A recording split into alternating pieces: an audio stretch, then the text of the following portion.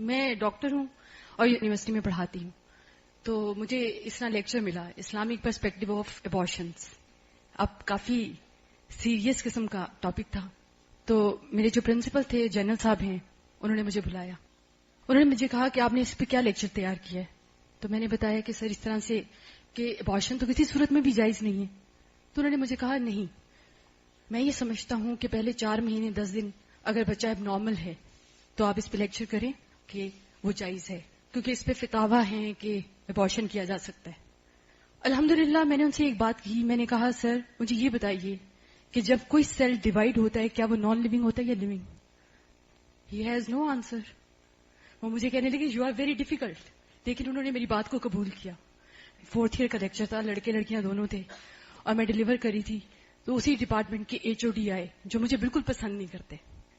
جب وہ آئے اور الحمدللہ میں لیکچر ڈیلیور کر رہی تھی, اور اس میں انہوں نے مجھے کہا آپ ڈاکٹر صاحبہ مجھے پلیز ایک بات بتائیں گی. خود بھی اندر آ گئے. حالانکہ عام طور پہ جس کا لیکچر ہوتا ہے وہ تو لیکچر دیتا ہے, دوسرے ٹیچرز نہیں آتے. لیکن وہ خود بھی اندر آ گئے اور انہوں نے کہا ڈاکٹر صاحبہ میں آپ سے ایک بات پوچھنا چاہوں گا کہ جن لوگوں کا ریپ ہوتا ہے ان کے ابارشنز ہونے چاہیے کہ نہیں ہونے چاہیے؟ تو الحمدللہ ثم الحمدللہ میں نے وہی زنا والی حدیث کہ ایک عورت آئی, وہ پریگننٹ تھی, اور پھر اس کے بعد میں نے کہا میں اپنی کوئی بات نہیں کروں گی, میں آپ کو اپنے رسول صلی اللہ علیہ وسلم کی بات بتاؤں گی. اور میں نے بہت اچھے طریقے سے الحمدللہ ان کو کنوے کیا, اللہ نے کروایا. آپ یقین مانیے کہ وہ الحمدللہ پرسوں انہوں نے مجھے بلایا. یعنی وہ ہمیشہ یہ کہتے تھے یہ ملوانیاں جو ہوتی ہیں نا ڈاکٹرنیاں, پتہ نہیں یہ کیا کرتی ہیں, مجھے تو ان کی سمجھ نہیں آتی. ان کے ضرور کوئی مشنز ہیں اور ہر وقت جو ہے یہ دوسروں کو قرآن پڑھانا ان کو ضرور کہیں سے کوئی فائدہ ہوتا ہے. میں نے کہا واقعی جہاں سے ہمیں فائدہ ہوتا ہے آپ سوچ بھی نہیں سکتے.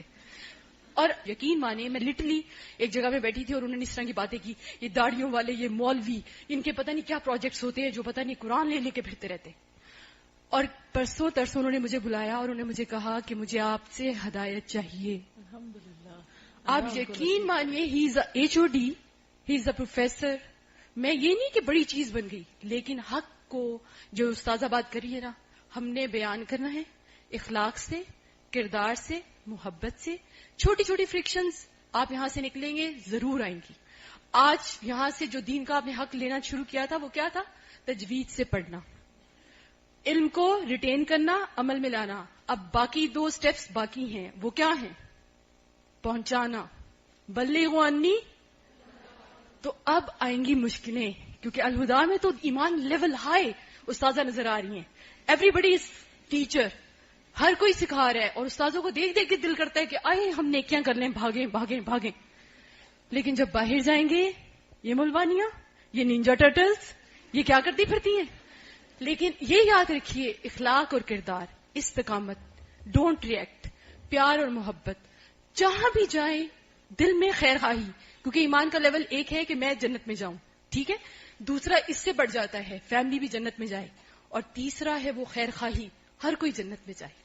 جب اس گریڈ پہ پہنچیں گے یقین مانیے کچھ بھی برا نہیں لگے گا. اور وہ وقت آتا ہے کہ لوگ آپ کو سامنے بلاتے ہیں, کنفیس کرتے ہیں, حالانکہ آپ نے کبھی کوئی بات ہی نہیں کی ہوتی, نو کمیونیکیشن, لیکن پھر آپ سے کہتے ہیں کہ ہمیں ہدایت کی طرف. اب انہوں نے مجھے کہا گرامر میں میری ہیلپ کرے, کیونکہ میں الذی اور الذین جاننا چاہتا ہوں.